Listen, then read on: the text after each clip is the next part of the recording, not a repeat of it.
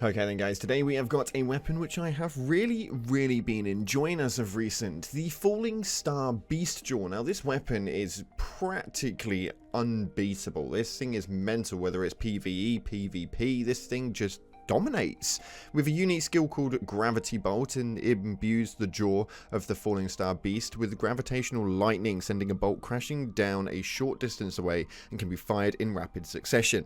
Now the fact that it can be fired in rapid succession is probably the most important part of this, and this build that we're utilizing right now can cause quite a bit of damage. Just take a look at this.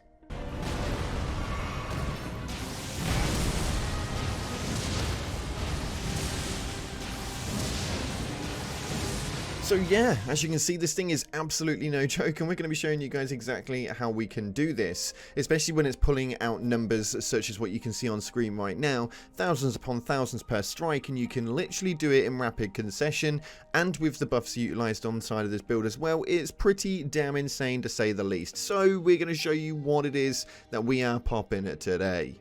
So obviously to start with, we have got the Fallingstar Beast Jaw. Now I've only got mine leveled up to number 9, reasons untold. Anywho, it's strength, dexterity and intellect are your main attributes. 34 into strength, 12 into dexterity and 20 into intellect. Now don't get me twisted, I am a relatively high level and I have put into all of them, although I have made sure that I've kind of hit it around the soft caps for each leveling, so they're all around 60-ish, quote unquote. And the way that this weapon actually works is it kind of takes all 3 attributes and utilizes it with around 30% of the magic damage and the 70% into the strength and dexterity damage. So it's essentially a really good utilization for this, because we've got a lot of things that are complementing both. So on top of that, we've got the Gravelstone Seal and the Lusat's Glintstone Staff, and these are for the incantations and spells, which we'll get into in just a minute. I've got the Omen's Smirk Mask, just because it gives me a bit of a boost to my strength, and it means I haven't got to use those points in there as well. Although if you would like to take it the opposite way round and put it into intellect, you could end up with maybe the Twin Sage Glintstone Mask.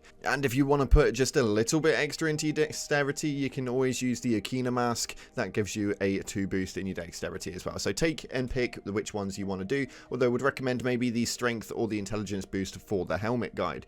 Next up on the list for that, we have got the armor set that we are wanting to rock with this. It can literally be absolutely anything. For those of you guys who don't know, there's not really a lot of attributes that roll along with a lot of these sort of builds.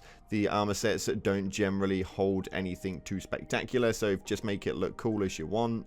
You can do that quite easily. Next up, we have got the Talismans. Now the Talismans are going to be something which are really important, because we can actually utilize a lot of these to give us the extra damage into the strength, dexterity or into the intelligence.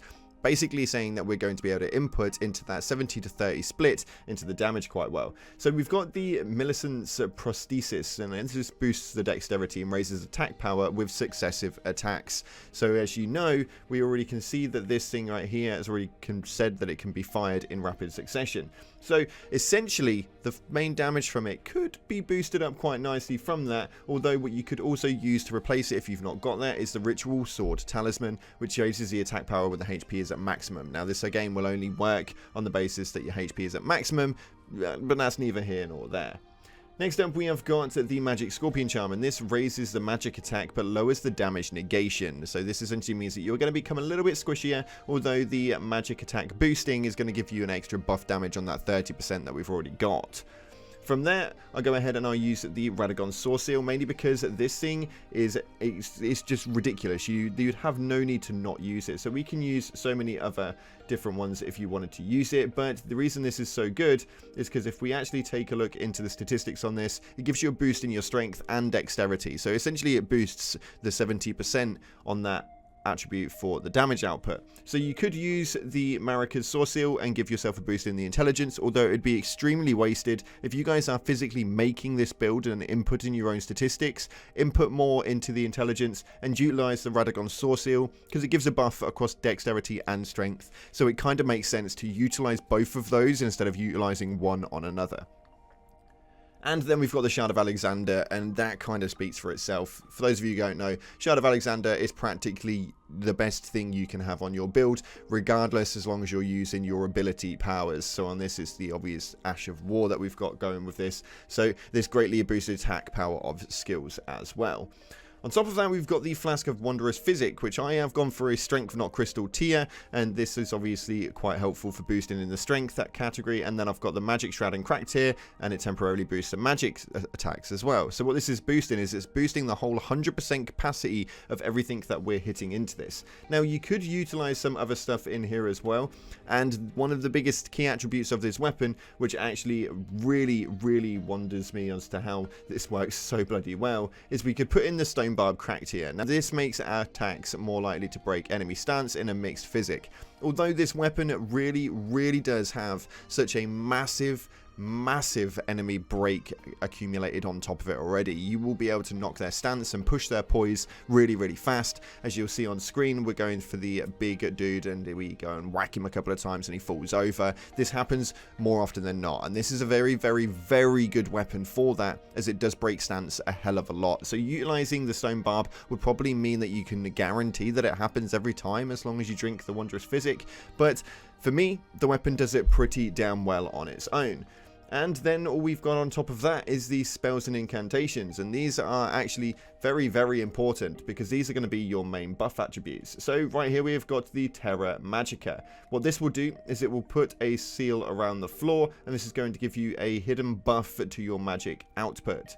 On top of that, we are going to utilize the incantation Flame Give Me Strength, and this again is going to give you a buff on the physical damage, aka the attack and dexterity for the strength damage, which is going to be the main attribute, which is 70% of your attack power. Then we've got Golden Vow, which is going to give you another buff to an overall attack power, and this is what's going to make you just dominate the field into next week. This attack is absolutely bonkers and is probably one of my favorite weapons to date now, which I know, for those of you guys who watch me regularly, does seem to change quite bloody frequently at the minute, because these weapons are just doing bits every few days.